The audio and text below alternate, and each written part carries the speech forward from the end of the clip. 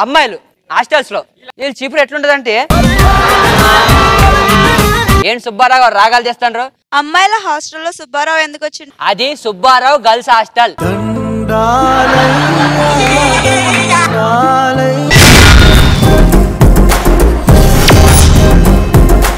ఈ అవలగాళ్ళు దిండుని 74 లొకేషన్లలో పెడతాడు. ఆయరా అది తిన్నావా? అవునా?